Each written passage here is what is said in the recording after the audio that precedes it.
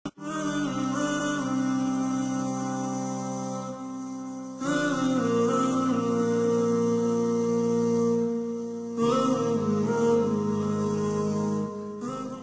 wa salatu wa salam ala rasulillah wa ala alihi wa ashabihi ajma'in. Amma ba'd, mes très chers frères et mes très chères sœurs, c'est toujours avec un grand plaisir que je vous retrouve afin de traiter avec vous d'un sujet de notre belle et noble religion qu'est l'islam. En effet, nous allons aborder ensemble le fait de se rappeler d'Allah et de l'évoquer dans nos vies de tous les jours. Ainsi, Allah nous a ordonné et a commandé à ses serviteurs de se rappeler de lui dans toutes les situations. Et Allah a certes doté l'être humain d'un corps, donc une composante matérielle, qui, pour se développer, a besoin de s'alimenter, de prendre de la nourriture, mais a également besoin de boissons. Et d'un autre côté, Allah a également doté cet individu d'une autre dimension qui cette fois-ci est moins palpable puisqu'elle est spirituelle, et il s'agit de la foi. Et cette dimension spirituelle a également besoin de recevoir une forme de nourriture qui, même si elle est différente, n'en est pas pour le moins vitale. Et cette foi qu'a l'individu est celle qui lui permet réellement de vivre pleinement sa vie ici-bas, et c'est cette dimension qui lui permettra d'acquérir dans l'au-delà la plus belle des récompenses.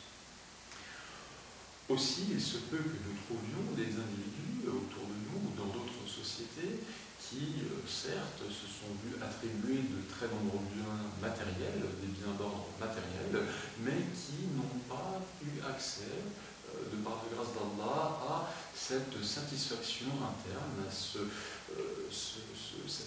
spiritualité interne qui rend l'individu fort.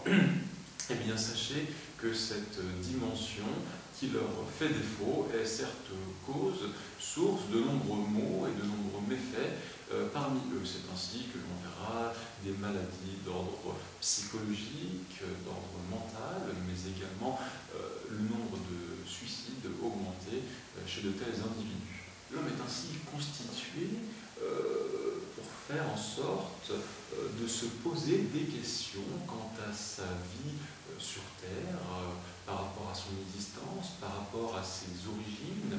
Ainsi, l'individu cherche sans cesse à connaître les raisons de sa venue sur Terre et à connaître la destination qui l'attend.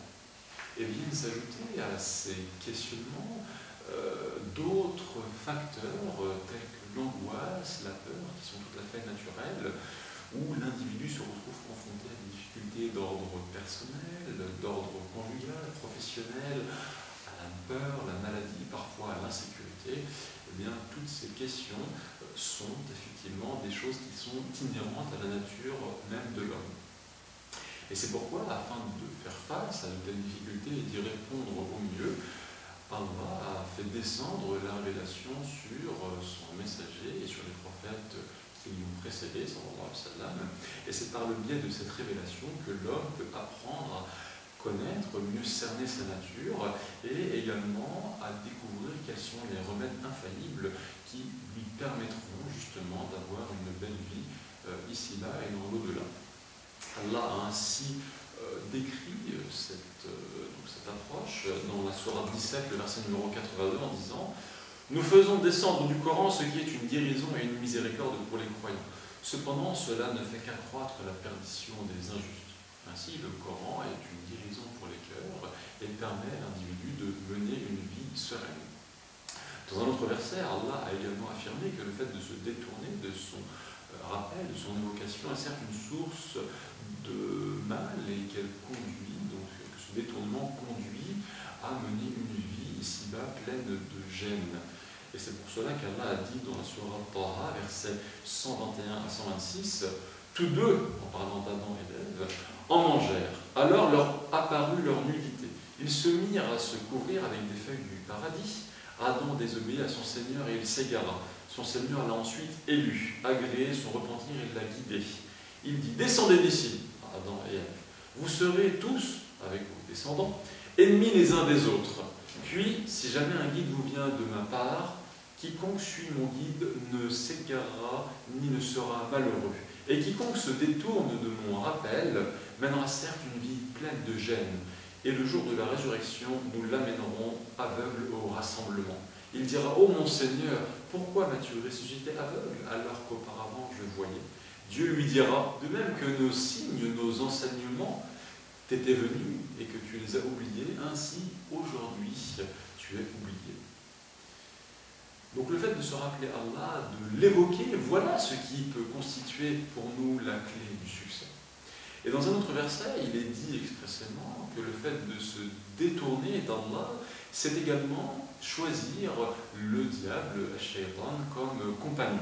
Ainsi Allah dit dans la sourate Zukhruf, donc l'ornement, verset 37 et verset 38, « Et quiconque s'aveugle et s'écarte du rappel du tout miséricordieux, nous lui désignons, nous lui assignons un diable qui devient son compagnon inséparable. » Et les diables, certes, font tout ce qui est en leur possession pour détourner, pour égarer l'homme du droit sentier, tandis que ceux-ci s'estiment être eux-mêmes bien guidés. Et lorsque Allah nous décrit, donc dans la sourate 43, les versets 36 à 38, la situation suivante, eh bien, nous devons y prêter attention. Allah dit en effet, « Hélas, si seulement il y avait entre toi et moi la distance qui sépare les deux orients, l'Est de l'Ouest. Quel mauvais compagnon quand tu es !» En parlant donc du diable qui lui était un compagnon inséparable. Ainsi, ce n'est qu'en créant une relation d'ordre spirituel, cette dimension intime qui lie le serviteur à son Seigneur, eh bien, c'est à travers ce dhikr, donc cette évocation, ce rappel d'Allah, que l'être humain, qui à la base est si versatile, si faible, eh bien, c'est là qu'il pourra finalement trouver une paix intérieure qui l'apaisera. Allah dit à ce propos, dans la sourate 13, le verset 28, « Ceux qui ont cru et dont les cœurs se tranquillisent à l'évocation d'Allah, n'est-ce point par l'évocation d'Allah que se tranquillisent les cœurs ?» C'est ainsi qu'Allah, tout en n'étant jamais sujet à l'oubli ou à la somnolence, puisqu'Allah est parfait et ne peut donc pas être soumis à de telles caractéristiques, eh bien, Allah se rappelle en particulier de ceux qui le mentionnent. Et Allah donc pense à ceux qui l'évoquent dans leurs assemblées ou en privé et les évoquent, donc ces individus, dans des assemblées meilleures. Ainsi, Allah nous dit également dans la sourate 63, le verset numéro 9, qu'il s'agit pour nous, les hommes, de ne pas nous écarter de son rappel et de ne pas faire en sorte que des facteurs externes nous nuisent et ne nous éloignent de celui-ci. En effet, Allah dit, « Ô vous qui avez cru, que ni vos biens ni vos enfants ne vous distraient du rappel d'Allah, et quiconque fait cela, alors ceux-là seront les perdants. » Aussi, le dhikr, le rappel d'Allah, reste un outil incontournable pour celui-ci. Et celui qui se rappelle fréquemment d'Allah, comme nous l'évoquions, alors Allah se rappellera certes de lui. Et ceci est plus particulièrement vrai lors des périodes de difficulté. C'est ainsi qu'un individu qui se sera rappelé d'Allah dans la facilité, dans l'aisance, eh bien Allah se souviendra de lui et l'assistera dans la difficulté. Ainsi Allah dit dans la sourate 37 à propos de son prophète Jonas, les versets 139 à 144, « Jonas était certes du nombre des messagers. Quand il s'enfuit vers le bateau, il prit part au tirage au sort qui le désigna pour être jeté à la mer. Le poisson l'avala alors qu'il était blâmable.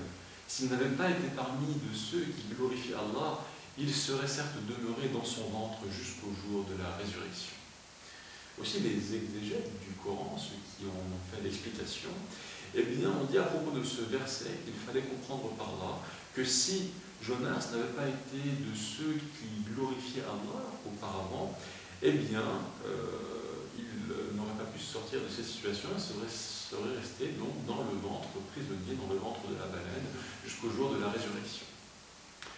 Aussi, sachez, mes très chers frères et mes très chères sœurs, que le vrai rappel d'Allah, celui du cœur, fait que l'individu aura finalement ce simple morceau de chair, le cœur, verra ce morceau frissonner et vibrer à l'évocation de son Seigneur.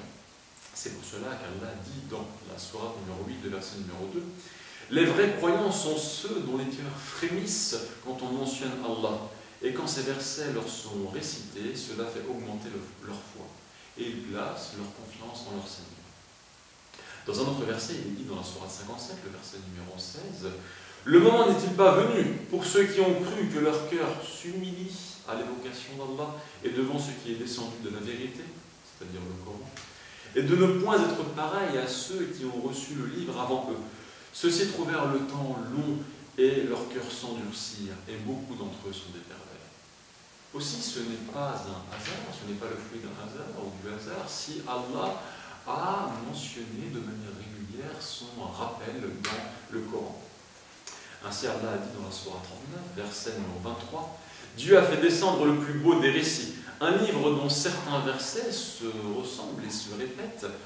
Les peaux de ceux qui redoutent leur Seigneur frissonnent à l'entendre, puis leur peau et leur cœur s'apaisent au rappel d'Allah. Voilà le livre guide d'Allah par lequel il guide qui il veut.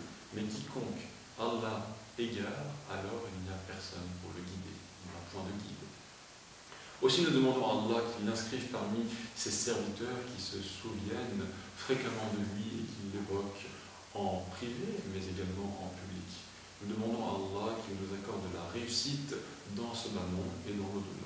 Et notre dernière parole sera d'invoquer notre Seigneur pour qu'il fasse descendre ses bénédictions et ses prières sur Mohammed, sur sa famille, ses proches, ses compagnons et sur tous ceux qui les auront suivis dans le bien jusqu'au jour du jugement.